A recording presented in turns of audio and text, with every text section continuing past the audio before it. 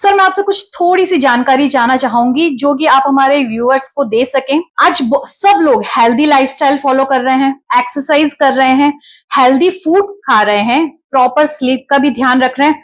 उसके बाद भी अर्ली एज में हार्ट अटैक के मामले क्यों बढ़ते जा रहे हैं? पिछले 5-7 सालों से युवाओं को हार्ट अटैक की बीमारी बहुत ज्यादा बढ़ गई है और इसका सबसे बढ़ता हुआ कारण युवाओं में स्मोकिंग की हैबिट और टबैको की हैबिट। आजकल के युवा बहुत ज्यादा स्मोक करते हैं, अल्कोहल का इस्तेमाल ज्यादा करते हैं, मानसिक तनाव भी है। इसलिए यंगर पेशेंट्स बहुत ज्यादा हार्ट अटैक को लेकर आते हैं, जो पहले देखने को नहीं मिला। पिछले 5-7 सालों में युवाओं में हार्ट अटैक की बीमारी बढ़ी है। सर, आपके पास कौन से एज ग्रुप के पेशेंट सबसे ज्यादा आते हैं? आज से 15-20 साल पहले तो मैं जो पेशेंट्स देखता था, जो उनको हार्ट की बीमारियां होती थी, वो एक एज ग्रुप होता था 55 से लेके 65-70 का।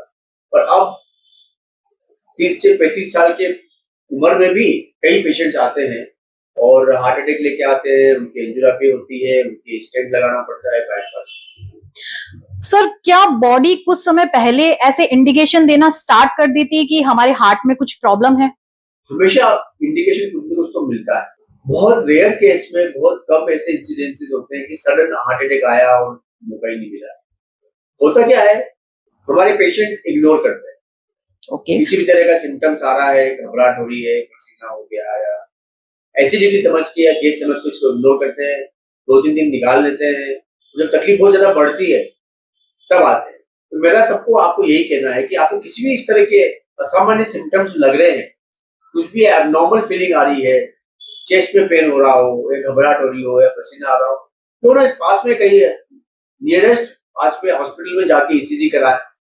और अगर ईसीजी सामान्य आता है तो 2-4 घंटे बाद एक बार रिपीट कर लें, तो जरूर कई सडन डेथ जो होती उसको रोका जा सकता है। सर, जैसा आपने बोला कि बहुत लोग सोचते हैं कि एसिडिटी है, और ये सही भी है। बहुत बार ऐसा होता है कि एसिडिटी के सिम्टम्स और हार्ट के जो प्रॉब्लम्स के सिम्टम्स हैं वो सेम रहते हैं, तो क्या इनको पहचाना जा सकता है? सिर्फ एसिडिटी होगी तो हल्की सी जलन होती है, जो आप इनको एसिडिटी की टेबलेट ले लेते हैं, डाइजिन लेने से ठीक हो जाती है।